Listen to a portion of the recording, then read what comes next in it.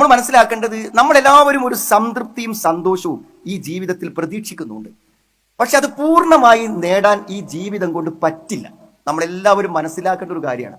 ഏതെങ്കിലും നിലക്കൊരു അസംതൃപ്തിയോ ഒരു പ്രശ്നമോ ഒരു പ്രയാസമോ നമുക്കെല്ലാവർക്കും ഇവിടെ ഉണ്ടായിരിക്കും. കാരണം പ്രശ്നങ്ങളില്ലാത്ത, പ്രതിസന്ധികളില്ലാത്ത സംതൃപ്തകരമായ ഒരു ജീവിതം അല്ലാഹു വിളിച്ചത് ഏതിനെയാണ്? നിങ്ങൾ സ്വർഗത്തെയാണ്.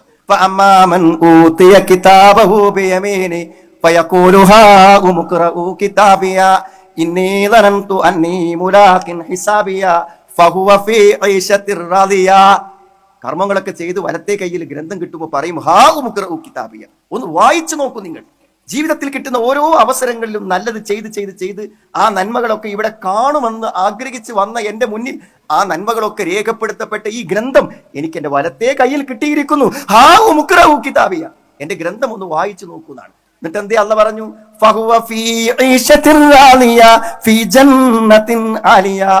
അവൻ സംതൃപ്തകരമായ ഒരു ജീവിതത്തിലാണ്. സുഹൃത്തുക്കളെ, എന്തെങ്കിലും നമ്മളുടെ തൃപ്തിക്കും സന്തോഷത്തിനും വിരുദ്ധമായ ഒന്നില്ലാത്ത ഒരു സ്വർഗം സത്യമായും നമ്മളെ കാത്തിരിക്കുന്നുണ്ട്. വിശപ്പില്ല, അല്ലാത്ത വിശപ്പില്ലാത്ത, ഉറക്കില്ല. എന്തുകൊണ്ടാ? ക്ഷീണല്ല. സ്വർഗത്തിൽ ക്ഷീണല്ല, അതുകൊണ്ട് ഉറക്കില്ല. ഭയല്ല, എന്തുകൊണ്ട്? മരണമില്ല, രോഗമില്ല.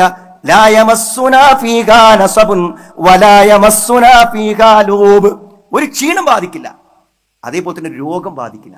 അപ്പൊ നമ്മളൊക്കെ നമ്മുടെ മനസ്സിൽ കാണുന്ന ഒരു ജീവിതമല്ലേ, അതുണ്ട്. പക്ഷെ അത് ഇവിടെ അല്ല. ഇവിടെ ഉണ്ട് എന്ന് വിചാരിച്ചോ നമ്മളൊക്കെ അസംതൃപ്തരായിരിക്കും. ഇവിടെ ആ ജീവിതം ഉണ്ടെന്ന് വിചാരിച്ചാൽ അസംതൃപ്തരായിരിക്കും.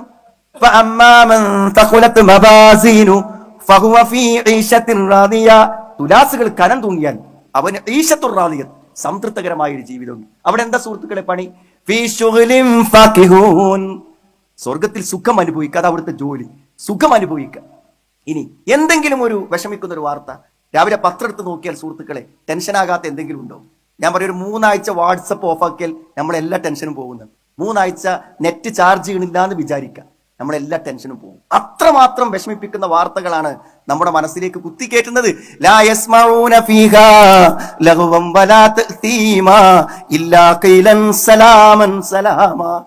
കുറ്റപ്പെടുത്തുന്ന വാക്കോ വിഷമകരമായ ഒരു വർത്തമാനമോ ഒന്നും കേൾക്കൂല.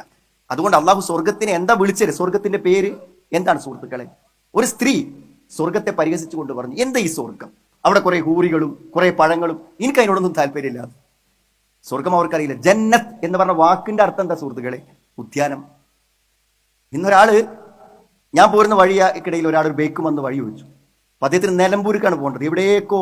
എന്നിട്ട് അദ്ദേഹം പറയാം, പെരിന്തൽമണ്ണക്കുള്ള വഴിയാ ചോദിക്കണം. അയാൾ പെരിന്തൽമണ്ണ പോയി നിലമ്പൂർ പോകണമെങ്കിൽ അയാൾ ഏകദേശം ഒരു 60 കിലോമീറ്റർ ഏറെ ഓടണം. അപ്പൊ ഞാൻ നിലമ്പൂർക്കുള്ള വഴി പറഞ്ഞു കൊടുത്തു, വളരെ അടുത്താണെന്ന് പറഞ്ഞു കൊടുത്തപ്പോൾ അദ്ദേഹം എന്നോട് പറയാണ്, അവിടെ പ്രകൃതി മനോഹരമാണോ, നല്ല ചെടികളും മരങ്ങളും ഒക്കെ ഒരു സ്ഥലമാണോ എന്ന്. ഇപ്പൊ ഈ ബൈക്കും വിട്ട് അയാൾ എവിടുന്നോ വരുന്നത് അവിടുത്തെ ചെടികളും മരങ്ങളും കാണാൻ നിലമ്പൂർക്ക് പോവുകയാണ്. ജന്നത്ത് എന്നുള്ളൊരു വാക്ക് പോലെ സുഹൃത്തുക്കളെ സ്വർഗത്തിന്റെ മനോഹാരിത മനസ്സിലാക്കാൻ ആ സ്വർഗം, അതിന്റെ ഏറ്റവും വലിയ പ്രത്യേകത എന്താ അറിയോ? വല്ലാഹു യദൂ ഇലാ ദാരിസ്സലാം വയഹ്ദീ മൻ യശാഉ ഇലാ സിറാത്തിൻ മുസ്തഖീം. അല്ലാഹുസ്സലാം, ദാറുസ്സലാം, സമാധാനത്തിന്റെ വീട്ടിലേക്കാണ് ക്ഷണിക്കുന്നത്. അതുകൊണ്ട് സഹോദര, സംതൃപ്തകരമായ സന്തോഷകരമായ ഒരു ജീവിതം സ്വർഗമായി നമ്മളെ കാത്തിരിക്കണം. അതുകൊണ്ട് എന്തെങ്കിലും ബുദ്ധിമുട്ടോ വിഷമമൊക്കെ മനസ്സിലേക്ക് വരുമ്പോൾ ആലോചിക്കുക, അതൊക്കെ സ്വർഗമായി പരിണമിക്കും. മാറാത്ത വേദനകൾ സ്വർഗത്തിലേക്ക് വേഗം എത്തിക്കും നമ്മളെ. ഉറ്റവരുടെ മരണങ്ങൾ സ്വർഗം കിട്ടാൻ നമുക്ക് നിർബന്ധമായി തീരും. ഏറ്റവും ഇഷ്ടപ്പെട്ടവർ മരിച്ച ദുഃഖം നമുക്ക് സ്വർഗം വാങ്ങിത്തരും. എല്ലാ നന്മകളും എല്ലാ പ്രയാസങ്ങളും എല്ലാ ദുഃഖങ്ങളും നാളെ പരലോകത്ത് നമുക്ക് നന്മയായി സ്വർഗമായി വരും. ഇത് ചിന്തിക്കുന്ന ഒരാള് എന്തെങ്കിലും വന്നൊരു വിഷമത്തെ കുറിച്ച് ആലോചിച്ച് ഉറങ്ങാതിരിക്കുന്നത് എന്തിനാ സുഹൃത്തുക്കളെ? അസ്വസ്ഥനാകണം എന്തിനാണ്? മരുന്ന് കഴിക്കുന്നത് എന്തിനാണ്? ആ സ്വർഗം നമ്മുടെ മനസ്സിൽ വേണമെന്ന്. ഈ നരകത്തെ കുറിച്ച് കേട്ടു നോക്കി നിങ്ങൾ. ആ ഓരോ സംഭവങ്ങളും ഓരോ പീഡനങ്ങളും ഇന്നിപ്പോ പലസ്തീനിൽ നടക്കുന്ന സംഭവങ്ങളൊക്കെ കേൾക്കുമ്പോൾ നിങ്ങൾ എല്ലാ ഭാഗത്തുനിന്നും ഇങ്ങനെ ബോംബ് വീഴുമ്പോൾ പിഞ്ച് പൈതങ്ങളെടുത്ത് ഓടുന്ന രംഗം നമ്മൾ കാണുന്നു. അപ്പൊ നമ്മുടെ മനസ്സിക്ക് വരുന്ന എന്താ? നിങ്ങൾ എന്താ സുഹൃത്തുക്കളെ മനസ്സിക്ക് വരുന്നത്? ഇന്ന റബ്ബക ലബിൽ മിർസാദ്. ഒരു പതിസ്ഥാനത്ത് അള്ളണ്ട്, അള്ള കാണാതെ ഒരു കുഞ്ഞും കരഞ്ഞില്ല, ഒരു ബോംബും വീണില്ല, ഒരു ശരീരവും ചിതറിയില്ല. എല്ലാ അനീതികളെയും അക്രമികളെയും പിടിച്ചു കെട്ടാൻ പര്യാപ്തമായ ഒരു നരകമാണ്.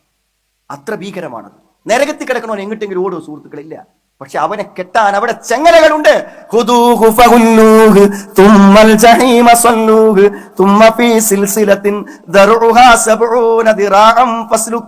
പിടിച്ചു കെട്ടവനെ 70 മുഴം നീളമുള്ള ചങ്ങലകളിൽ ബന്ധിക്കൂ അവനെ. മുഖർറനീന ഫിൽ അസ്ഫാദ്, നരകത്തിൽ അവരെ കൂട്ടിക്കെട്ടിയിടും. തോലുകൾ കരിയും. കുടിക്കുന്ന പാനീയങ്ങൾ കുടിക്കുമ്പോൾ യശ്ഫിൽ വുജൂഹ്, കുടിക്കാൻ വേണ്ടി മുഖത്ത് കൊണ്ടായ മുഖം കരിഞ്ഞു പോകും. എന്തിനാ സുഹൃത്തുക്കളെ? ഉഇദ്ദത്തുൽ കാഫിരീൻ, അക്രമികൾക്ക് വേണ്ടി, നിഷേധികൾക്ക് വേണ്ടി ഒരു നരകണ്ട്. സമാധാനിച്ചോളി. നമ്മളോട് ആരനീതി ചെയ്താലും നീതി നടപ്പിലാക്കുന്ന ലോകത്ത് അളന്നു മുറിച്ച് അള്ളാഹു അതിന് കൊടുക്കേണ്ടത് കൊടുക്കും. എന്താ സുഹൃത്തുക്കൾ ഒരു വിശ്വാസിക്ക് ഭയപ്പെടാനുള്ളത്? ഒന്നും പേടിക്കാൻ. അതുകൊണ്ട് ആദ്യം നമുക്കൊരു സമാധാന സംതൃപ്ത ജീവിതം ഉണ്ടായി എല്ലാ പ്രശ്നങ്ങളും പരിഹരിക്കണമെങ്കിൽ നമ്മുടെ ഉള്ളിലേക്ക് ഈ ആശയം കയറും. ഇത് ഞാൻ വെറുതെ പറയല്ല, സുഖിച്ച് തീർക്കാൻ വേണ്ടിയിട്ട് മനുഷ്യൻ വഴികൾ അന്വേഷിച്ചുകൊണ്ടിരിക്കുകയാണ്. ലോണ് കുടുങ്ങി കടത്തി കുടുങ്ങിയത് എന്തിനാ സുഹൃത്തുക്കളെ? എന്തിനാ കടത്തി കുടുങ്ങിയത്? എത്ര പൈസ കടം? ഒരു സഹോദരി അവരുടെ കഷ്ടപ്പാട് പറഞ്ഞ് കഴിഞ്ഞ ദിവസം വിളിച്ചപ്പോൾ ഞാൻ വെറുതെ ചോദിച്ചു ഫോൺ വെക്കാൻ സമയത്ത് ലോൺ ഉണ്ടോന്ന്. അവർ പറഞ്ഞു 8000 റുപ്യ എല്ലാ മാസവും ലോൺ കൊടുക്കണം, 7000 റുപ്യ വീടിന്റെ വാടകയും കൊടുക്കണം. മാസം ഇങ്ങനെ തികയുമ്പോൾ പേടിയാണ് 15 എവിടെ നിന്ന് കിട്ടുന്നു. ഇത് ചിന്തിക്കുന്ന എത്രയെത്ര കുടുംബങ്ങളുടെ സുഹൃത്തുക്കളെ നാട്ടിൽ, എത്രയെത്ര കുടുംബങ്ങൾ. എന്റെ ഇത്ര വലിയ ബുദ്ധിമുട്ട്. എല്ലാവരും ജീവിക്കുമ്പോൾ നമുക്കും ജീവിക്കണം. അവന്റെ വീട് പോലൊരു വീട് എന്റെ മക്കൾക്ക് വേണം, ഇവന്റെ കാറ് പോലൊരു കാറ് എന്റെ മക്കൾക്ക് വേണം, അവന്റെ ഉടുപ്പ് പോലെ ഉടുപ്പ് എന്റെ മോൾക്ക് വേണം. ആഗ്രഹം നല്ലതാണ് സുഹൃത്തുക്കൾ. ഉള്ള വരുമാനം കൊണ്ട് ജീവിച്ച് ഈ ദുനിയാവിൽ സംതൃപ്തിയോടുകൂടെ ജീവിക്കാൻ പറ്റും. എന്തിന്? സംതൃപ്തകരമായ ഒരു ജീവിതം എന്നെ കാത്തിരിക്കുന്നു. അവിടെ എന്റെ എല്ലാ സ്വപ്നങ്ങളും സാക്ഷാത്കരിക്കും. ഇവിടെ ഞാൻ എന്ത് ചെയ്യാം? പടച്ചോന് പറ്റാത്തതൊക്കെ ഒഴിവാക്കിയിട്ട് ഉള്ളത് കൊണ്ട് ഭക്ഷണം കഴിച്ച് കടമില്ലാതെ സമാധാനത്തോടെ ഞാൻ കഴിച്ചു കൂട്ടും എന്നൊരു മനസ്സ് പരലോക വിശ്വാസം കൊണ്ട് ഉണ്ടായി കിട്ടണ്ടേ സുഹൃത്തുക്കളെ? നമ്മുടെ കുട്ടികൾ ചോദിക്കുന്ന ചോദ്യങ്ങൾ അതാണ്, ആഗ്രഹങ്ങൾ അതാണ്. അവർ വലിയ കോടീശ്വരന്മാരെ മക്കളെ പോലെ ആഗ്രഹങ്ങൾ പറയുന്നു. അവർക്ക് വീട്ടിലെ ഭക്ഷണം പോരാ. ദീന് ഉള്ളിൽ കയറിയാൽ, മനസ്സിന്റെ ഉള്ളിൽ കയറിയാൽ സംതൃപ്തമാകും ജീവിതം. ഉള്ളത് കൊണ്ട് ഇഷ്ടപ്പെട്ട് സമാധാനത്തോടെ ജീവിക്കും. വേണ്ടമ്മ, നമ്മൾ വെറുതെ കടം വാങ്ങണ്ട, ബുദ്ധിമുട്ടാകണ്ട. കാരണം എന്താ അറിയോ? രക്തസാക്ഷിക്ക് പോലും എല്ലാ തിന്മകളും പൊറുക്കും. രക്തസാക്ഷിയാവുമ്പോ എല്ലാ പാപം പൊറുക്കും. ഇല്ല ദൈൻ, കടം പൊറുക്കൂല. വാപ്പ ആ കടം കൊണ്ട് കബർക്ക് പോണ്ടമ്മ. ഉള്ളത് മതി, ഉള്ള കോഴ്സ് മതി, ഉള്ള പഠനം മതി, ഉള്ള ജീവിതം മതി. പരസ്പരം ഓർമ്മപ്പെടുത്തും. സുഹൃത്തുക്കളെ, ദീന് ഉള്ളിക്കെത്താൻ അവസരമുണ്ടോ? സംഘടനകളുണ്ട്, പ്രസംഗകന്മാരുണ്ട്, നാട്ടിൽ മുഴുവനും ഫോണുണ്ട്, നെറ്റുണ്ട്. പക്ഷേ ദീനിന്റെ ആ സമാധാനത്തിന്റെ സന്ദേശങ്ങൾ മനസ്സിന്റെ ഉള്ളിലേക്ക് വരാതെ ഇവിടെ ഒരു പ്രശ്നവും പരിഹരിച്ചു പോകൂല എന്ന് നമ്മൾ മനസ്സിലാക്കേണ്ടതുണ്ട് സുഹൃത്തുക്കൾ. അപ്പൊ ആ ദീനിലേക്ക് നമ്മൾ എത്തണം. വയസ്സായ ഉമ്മക്കും വാപ്പക്കും എന്താ അസ്വസ്ഥത, വേദന സഹിക്കാൻ പറ്റണില്ല, ഏത് മരുന്ന് കൊടുത്തിട്ടും സമാധാനമാകണില്ല, എങ്ങനെ താലോലിച്ചിട്ടും അവർക്ക് സുഖം വരുന്നില്ല. അസംതൃപ്തിയുടെ മുഖമാണ് വയസ്സായ ഉമ്മയുടെ മുഖത്ത്, വാപ്പന്റെ മുഖത്ത്. നമ്മൾ എന്താ പറഞ്ഞു കൊടുക്കേണ്ട സുഹൃത്തുക്കളൊക്കെ തീർന്നില്ലേ, ഇന്നാർക്കും വേണ്ടല്ലോ, എനിക്കിപ്പോ നിങ്ങൾ തിന്നണമൊക്കെ തിന്നാൻ പറ്റുന്നില്ലല്ലോ എന്നൊക്കെ പറയുമ്പോൾ എന്താ സുഹൃത്തുക്കളെ അവിടെ മനസ്സിലില്ലാത്തത്? മരിച്ചതിന് ശേഷം ഇതെല്ലാം വീണ്ടും കിട്ടുന്ന ഒരു ജീവിതം, ആരോഗ്യം തിരിച്ചു കിട്ടുന്ന ഒരു ജീവിതം, ഇഷ്ടമുള്ളതെല്ലാം തിന്നുന്ന ഒരു ജീവിതം, മരിച്ചുപോയവരെയെല്ലാം കണ്ടുമുട്ടുന്ന ഒരു ജീവിതം. അതിനെക്കുറിച്ച് മനസ്സിലുണ്ടെങ്കിൽ ഇതിനൊക്കെ പരിഹാരമാവുള്ളൂ.